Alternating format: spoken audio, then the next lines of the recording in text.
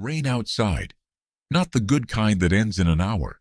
The kind that traps you in a cave for 3 straight days with nothing to hunt, nowhere to go, and absolutely nothing to do. So you pick up a handful of small stones, arrange them into rows on the dirt floor, and start moving them around according to a rule you just invented 5 seconds ago. Congratulations! You just accidentally invented a board game, and you weren't the only one.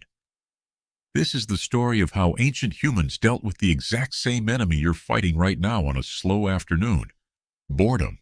And the honest answer is that fighting it might be one of the oldest, most universal human activities there's ever been.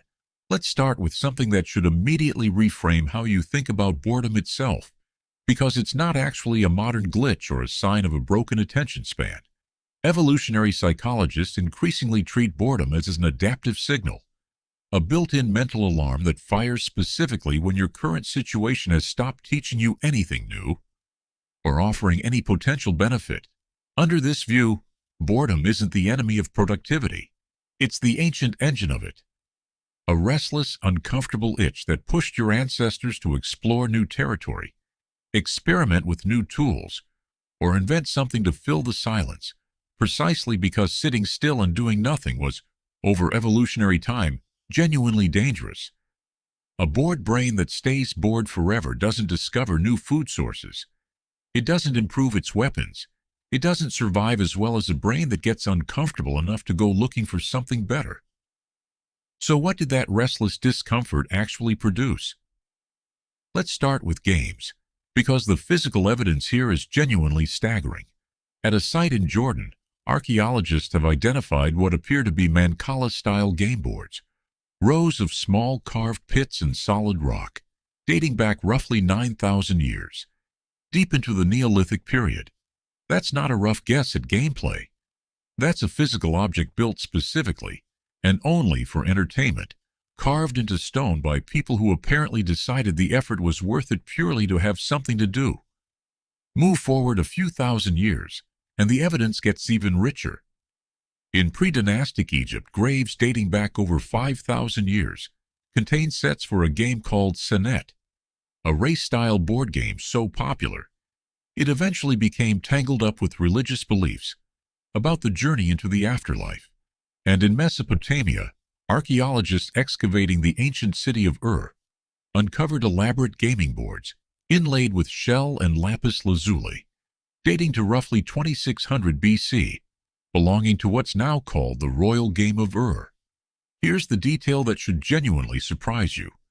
We actually know how to play it because a Babylonian astronomer, writing on a clay tablet nearly 2,000 years after the game was first created, took the time to write down the complete rules, meaning this specific board game entertained people continuously across roughly 2,500 years of human history, before anyone thought it needed writing down at all.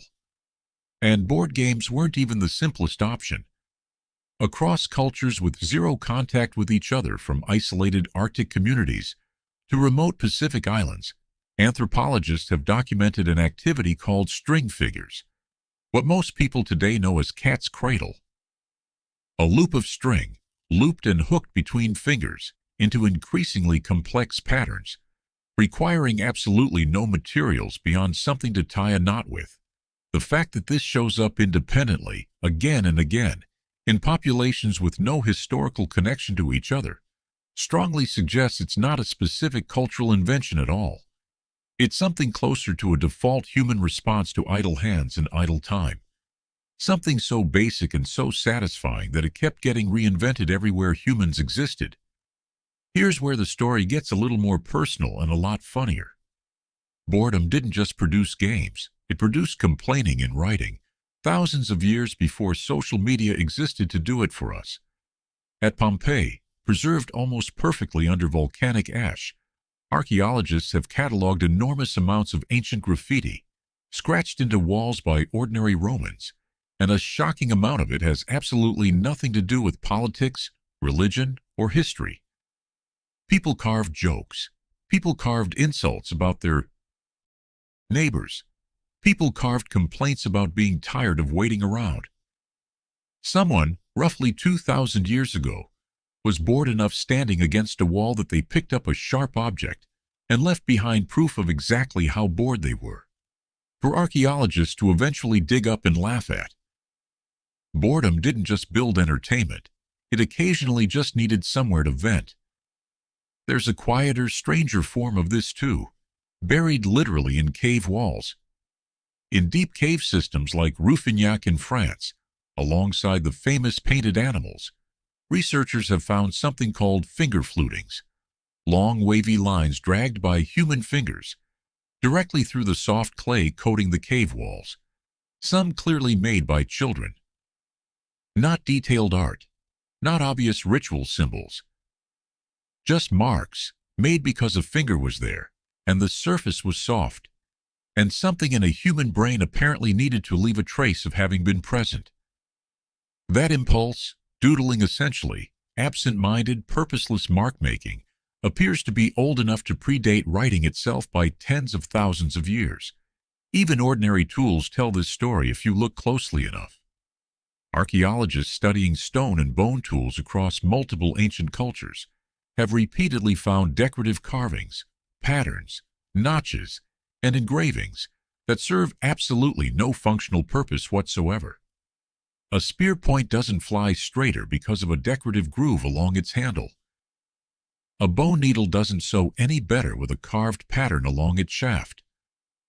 These embellishments cost time and offered zero practical advantage, which means the only real explanation left is that someone, at some point, had a functional object finished, still had time on their hands, and simply couldn't resist making it a little more interesting to look at. So what does all of this actually tell us? That boredom isn't a modern inconvenience invented by too much free time and too few distractions. It's an ancient, deeply embedded discomfort that has been quietly running the exact same background process in the human brain for tens of thousands of years, nudging people toward carved game boards, knotted string patterns, scratched graffiti, and pointless doodles on cave walls, purely because doing something, almost anything, felt better than doing nothing at all. So the next time you catch yourself absent-mindedly doodling in a meeting, tapping out a rhythm with your fingers, or reaching for your phone during a 5-minute wait, understand what you're actually doing. Running an ancient, perfectly functional survival program, the exact same one that once carved rows of pits into solid rock, tied loops of string into impossible patterns, and left behind 2,000-year-old proof, scratched into a wall in Pompeii, that even the ancient world occasionally had absolutely nothing better to do.